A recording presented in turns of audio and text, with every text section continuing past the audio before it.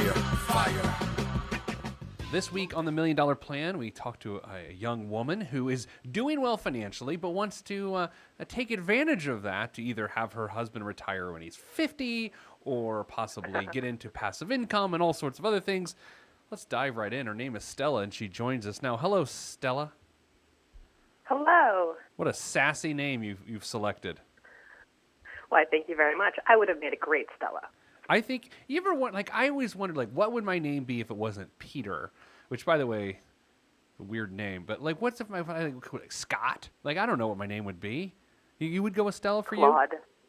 Claude? I could go Yes. for Claude. I think I could go by, like, Timmy.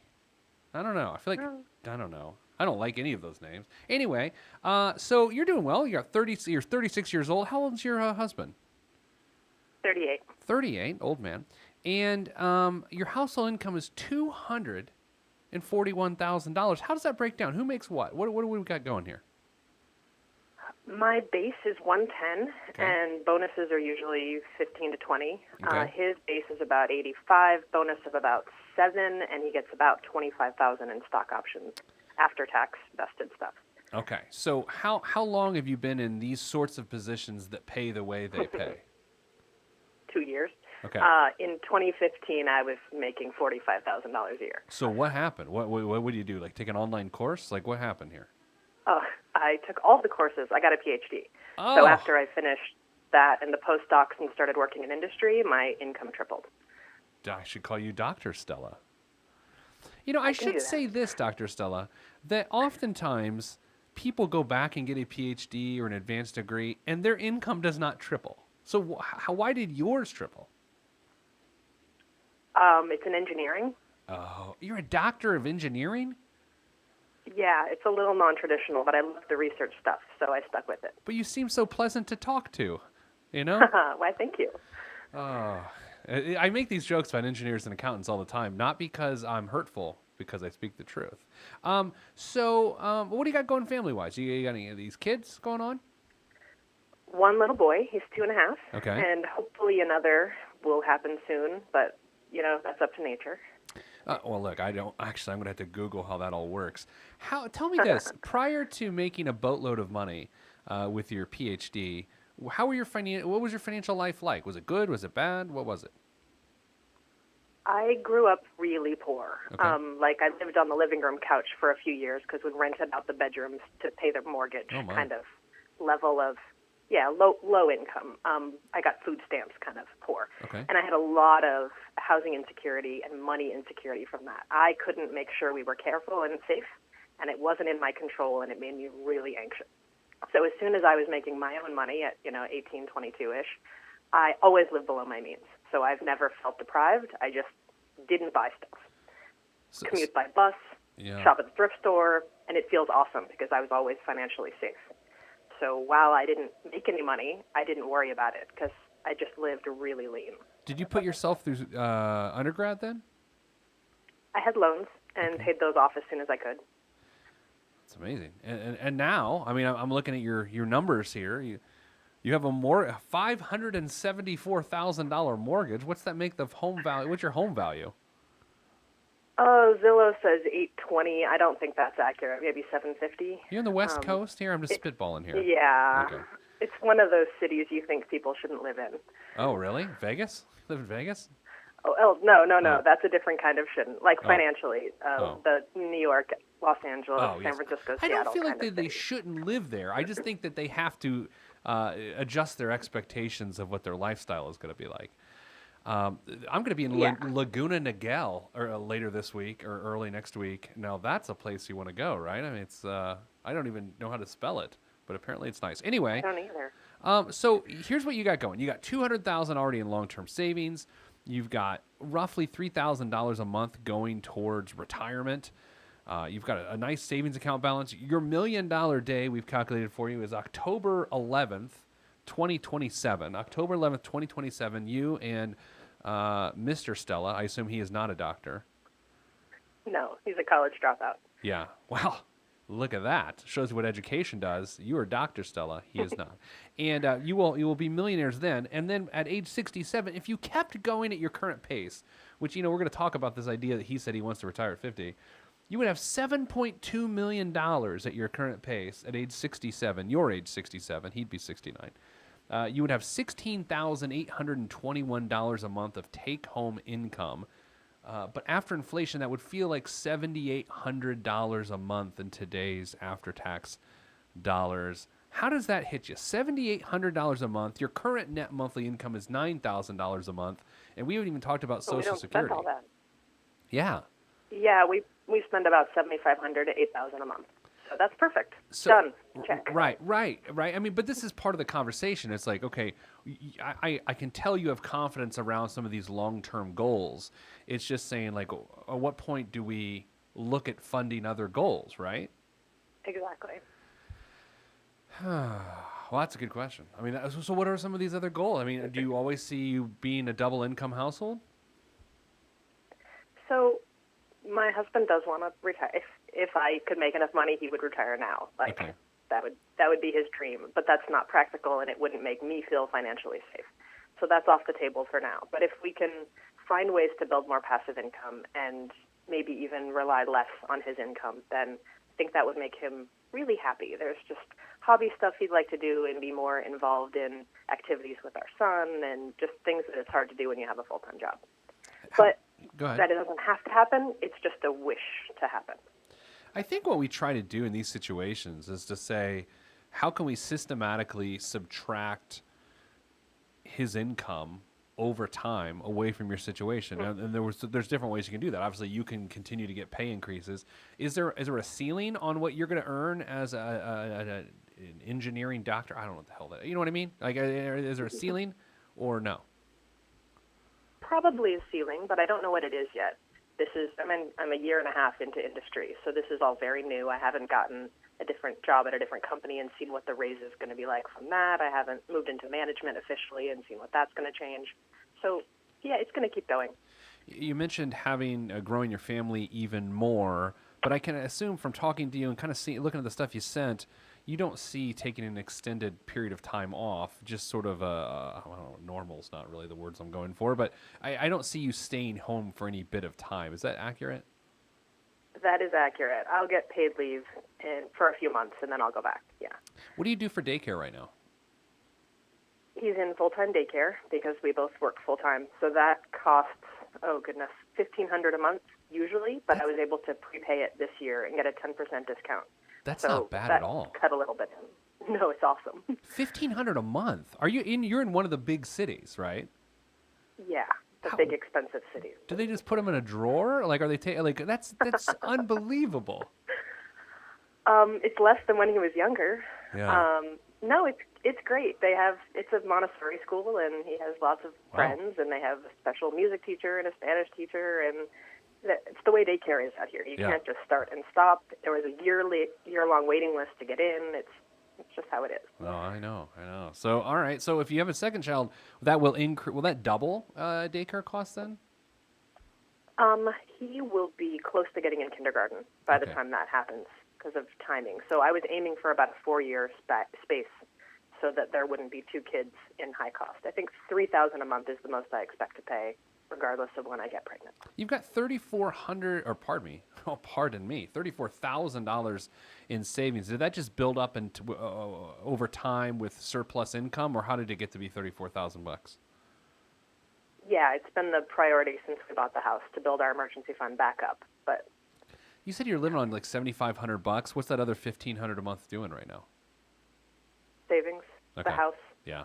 I'm trying to figure out whether we need to keep building that emergency fund in cash or if it's time to move toward paying off the house early or maybe move to investing so that we can do more things in the future with that money. Yeah, that's where the what is enough and when can I move on. Let's questions talk about come in. that. All right, so let's start with the long term because it's the easiest. If you're able to contribute $3,000 a month, whether it's you and your husband or just you or just your whatever, at retirement age, the mid to late 60s, you're good to go. Like, I have no concerns. The challenge becomes when daycare costs go up, if your husband's income then drops, 12 years from now, I mean, if that's a real thing, and then how does that affect that long-term number, right? And by the way, in the calculation we gave you, we're also assuming that you never get a raise, which I'd rather do that than just assume you're getting all sorts of crazy raises. You're going to get raises because you're Dr. Stella, and that's what we know. Correct. So And by then, the house will be paid off. So that also changes the equation. right, did you get you got a 30-year, I assume, a $574,000 mortgage. Your mortgage payment, and I say it's only $3,500 a month. That's actually not that terrible. Yeah, we put 10% down, and there's a little bit of PMI in there that'll go away next year. And Yeah. it's not that bad. Okay, so long term, I'm feeling very confident. Where's your confidence level for the long term? Good? Is it good? It is. All right. Yeah. Let's jump to the short term. Let's skip the midterm. Short term, your household income is $9,000 a month. You only spend $7,500 a month. I mean, you've got basically 4.5 to 5 months of emergency funds set aside right now, which is pretty darn good. Like I feel pretty good about that. How do you feel about that? It feels like it's getting to be too much cash, and that's why it's time to move on. But the rules of thumb I've heard are always like 3 to 6 months, or 6 to 8 months, or 6 to 12 months, and we're just starting to cusp on that 6-month space. So that's okay. Let's figure out how, because everyone's different there. That's why those rules of thumb are nice sometimes, or rules of thumbs. I don't know how many thumbs are involved, or rules for that matter. But for some people it matters, some people it doesn't. So that $7,500 in expenses, if it hit the fan, and by it I mean, if it hit the fan, what would your actual expenses be in a month? Could you cut that $7,500 down to something? Oh, that is the kind of pared down. So maybe 8,000 is typical, and we could cut out some entertainment and some clothing. And part of it is also planning ahead. Like I use YNAB, I put money in the transportation bucket. So when the car tabs are due, the money's just sitting there. Okay. So the slush fund could move around more if we were in an emergency time period. You know, there's a couple of things that are going to make this interesting. Number one, I do agree with your feeling that you should stop saving money for the short term. I think there's a better way to leverage your surplus. Number two, you're at an interesting stage where the next time you or your husband, or you and your husband, get a pay increase, it needs to go directly to what we are soon to choose to be your number one financial priority, right? You have made retirement a priority. Check, it's done. I wouldn't even consider it your number one priority anymore because it's taken care of. You've grown to ignore that money, right? Yeah. Do you ever, by the way, I didn't like that. Yeah, you sounded a little unsure. Do you feel like you're not committed to that?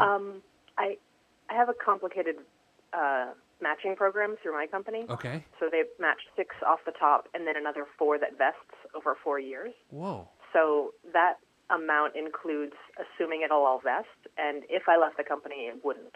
So there would be a little bit of a gap there. But I think we have enough surplus per month that I could just replace that and not worry about it. I like that. You know, and I had this conversation with somebody yesterday about a pension, right? And it's just this idea of like, sometimes they're called golden handcuffs, like these benefits. The reason why they have such a nice matching schedule is they want you to stay there. And I think sometimes as we try to grow our careers and you know, grow our lives, we try to ignore these golden handcuffs when we really shouldn't, because that's a pretty darn good deal, right? You want to try to stay there as long as you can. All right, so here's what I think. I think we need to either choose what we call non-qualified investing, or some sort of investing that would create some passive income for you if that really is a priority. When your husband says things like, I'd like to be done at 50, does he say it with a smile, or is he kidding, or do you think it's serious? What's going on? We've had a few very open conversations about it, because he says it in a fanciful, wow, wouldn't it be great way, but what I hear is, I want to do this, make it work financially. And that is when I start to freak out a little. So we've tabled the reality of that for at least the near future.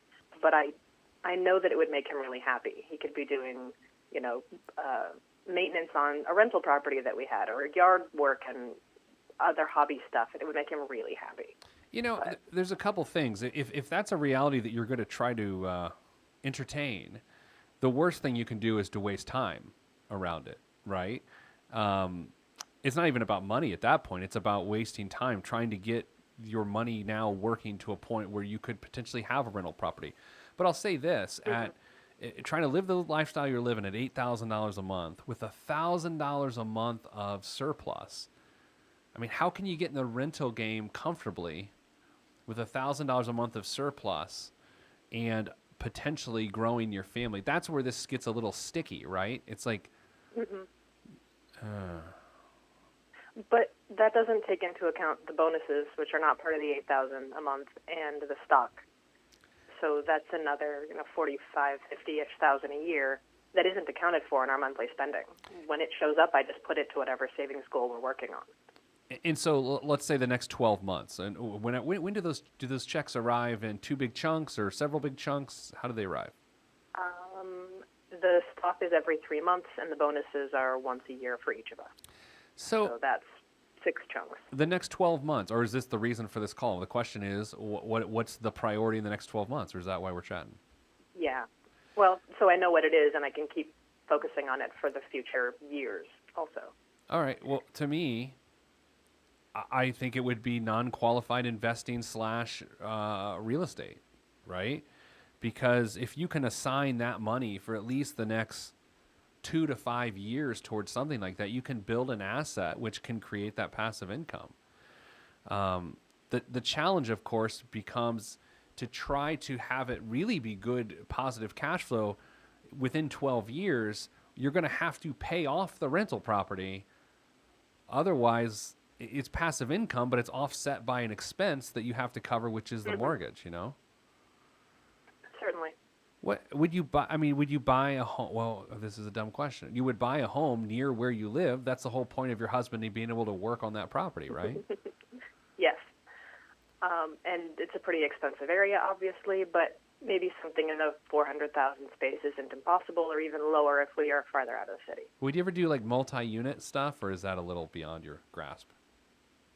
I'm open to that. We're both really handy. We have a ridiculous amount of tools, and that's fun. We love working on our house. I think we love doing maintenance for something else and being landlords. I don't know. It's a new idea. It's wow, we have more money than I have run out of ideas for what to do with what's next. Yeah, and see, these sometimes can get dangerous though too, and I think you sense that, this idea that you would commit yourself to this whimsical idea of being fixer-uppers and things, when the reality of family life and careers, you don't quite have your finger on the pulse of what that could be 5 years from now, Mm-hmm. Do you think you'll stop at 2 kids if you are so blessed to have 2 children, or do you think it's going to grow beyond that? I'm now turned into like your mother-in-law. I'm sorry about that. If we have twins, I will be terrified, and there will be no intentional children after one more. It's always remarkable when you find those people, they're like, we found out we're having twins and we're so excited. Like, and then they just skip past the, oh my gosh, what just happened? Like, those are remarkable people that don't wallow in the craziness that is twins.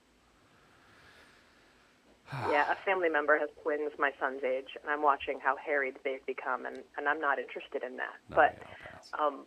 yeah, hopefully just one more. That's the plan. So here's where I would go with your situation. I would not put any additional resources on top of what you're already doing towards retirement. I would not put any additional resources towards short-term stability. I would focus like a laser, the $1,000-ish a month and the $40,000 to $50,000 a year of income on creating flexible wealth, which is you can touch it before you're 59 and a half. You can buy a property that would create some semblance of passive income. And I think that needs to become the focus. Now, here's the reality, though. I don't know how much of that money you're going to have to save up and squirrel away until you're able to make that purchase. I think that becomes the challenge of, all right, when we have $40,000, do we then put 10% down and here we go? I mean, does that feel like that's the operative move? Can you even do that? I thought rental properties had higher down payment requirements. I know virtually nothing about this. I just bought my first house last year, so yeah, it's all new. Well, no, there are definitely different requirements. But I think reasonably within 2 years. Again, let's put a freeze on the $34,000, and let's say the next $90,000 is going towards a rental property fund, I think within 2 years you could get into that game. But I would another note here.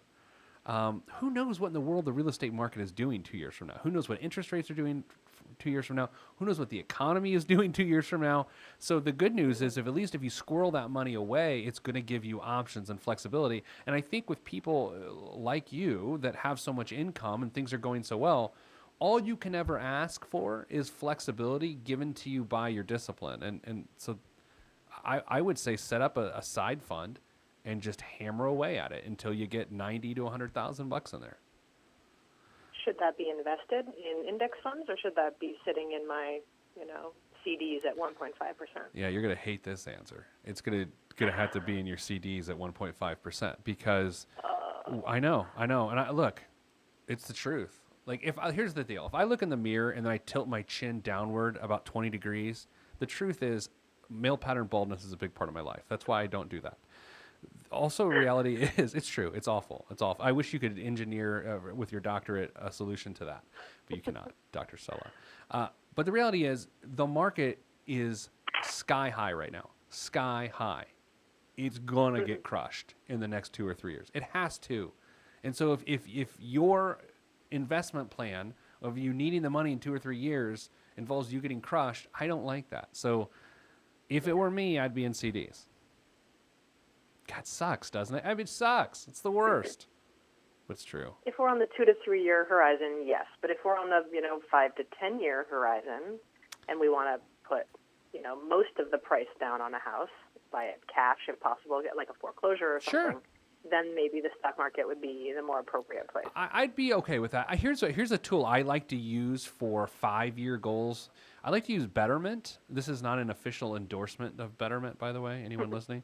But I like to use Betterment.com because you can set a goal, you can set the risk, you can set the time frame, and then it manages the money around that time frame. That way you're not just going, I'm in an S&P 500 fund, and then you can't react to what's happening in the market. So check out, if you're going to do that, check out something like Betterment.com, and then just do like a 5-year goal to it. What else? I assume you have loads of life insurance, right? I do not. I have been denied twice for life insurance, and that's another big source of stress because it's something that I can't fix and control. I have some chronic medical conditions. I have terrible family history, and they just said you're not even worth it. That's always a nice feeling. I get 3 times my salary from work, so that's something, but that wouldn't pay off the house. So, and I don't know how to deal with that gap. Well, the way you deal with that gap is to get super aggressive with this middle bucket, whether it goes towards purchasing a house or if something unfortunately happened to you in the next 5 years, there would be a few $100,000 that go to assisting your husband if he was forced to survive without you. So you can self-insure, right? If you've got chronic medical conditions, you have to, right? There's really no option. But you have the income to justify that. And that's why, again, with your situation, everyone's different. You need flexibility. And that middle bucket will provide both a self-insurance component and the ability, if you live, when you live, to buy a rental property. So I think you have to get super serious about getting aggressive with that middle bucket. Like almost obsessive, frankly. That makes sense. Do you get obsessive about financial goals? Yes. Financial planning has become a hobby. I love it. I love the security. I love feeling like I'm in control. Well, your story's so remarkable. I mean, from growing up and putting yourself through school and then getting your PhD and tripling your income. I mean, it would be a damn shame if you didn't find joy in the stability you've created. I mean, that would be very sad. So I'm glad you love it. What else? That's a good way of thinking about it. 529s. My kid in college. We have one of those. So far, only family have been putting money in it because we wanted to focus on our retirement goals and emergency fund goals. But should I be putting something in there? Yeah. I mean, are you in California, I assume? Okay, sure. Okay, I'll assume California. No. No? But that's fine. Well, it matters for the state. Are you in Oregon? We have no state income tax. Okay, well, it has to do with the 529 itself. So just look up, Google 529 tax benefits, and then put your state's name. Okay? Yeah, we don't get any from our state. I picked the one in Utah because I liked how it was invested in the investment firm. So then, if that's the case, if you're not getting state tax benefits, then a nominal amount, a couple $100 a month if you can, just to sort of build that up. The reality is, based on the financial situation you're in, they're not going to get need-based financial aid because you're doing fine. Yeah. It wouldn't kill you. Put a couple $100 a month towards a 529. I wouldn't go any more aggressive than that at this point in time, because I really do think college planning is not our priority. Flexibility 10 years from now is. So I would still err on the side of that middle bucket. On a related note, I've heard about people paying their children and then filing taxes on their earned income and putting it into a Roth IRA. What do you think about that idea? I mean, not now, he's 2, sure. But in 5 or 8 years. I've seen that sort of thing. I don't widely recommend it because I think people would end up messing it up. And I also, frankly, don't think your incomes are high enough to justify that decision. I think based on your living expenses, based on your income, let's say you were making $500,000 a year in the Midwest. Yeah, it makes sense. But if you're in an expensive place to live, and your incomes are solid, but in an expensive place to live, they're just that. They're solid. They're not remarkable. Then I wouldn't do that. Okay. What else? These are good. I think those were my questions, I think. All right. Get laser focused on that middle bucket. Like, I would just you've earned the right to ignore the short term. You've earned the right to ignore the long term. Focus on the middle bucket. Awesome. Thank you so much. My pleasure, Dr. Stella. Thanks for gracing us with your PhD presence today. All right. All right. Bye. See ya. All right. That's it for this week's show. I thought about getting my PhD, but then it turns out I'm a terrible student. So that wouldn't have worked. All right. That's it. We're done. I'm going to stop talking. If you want to be on the show, go to PeteThePlanner.com/podcast. I love situations like Dr. Stella's. Man, from sleeping on the couch in her family's house so they'd rent out the rooms to pay the mortgage, to a PhD tripling her salary by educating herself. You don't get a lot of stories like that. That's why they're remarkable. That's why when you hear them, they bring emotion to you because they're remarkable. It's wonderful. So, all right, that's it. I'll see you next time. Peace.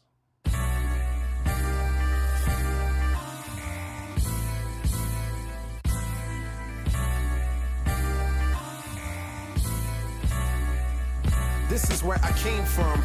Planet Lovetron, where we drop love bombs, funk missiles, and live in soul shelters. No helter-skelter. The heat don't swelter because everybody stays cool. Left many moons ago to bring the philosophies of my ancestors to another place, God. Picked the third rock, gave me to my earth family, and told me to create, and so I am. Pen in my hand, microphone on the stand. Over vinyl, I command and demand.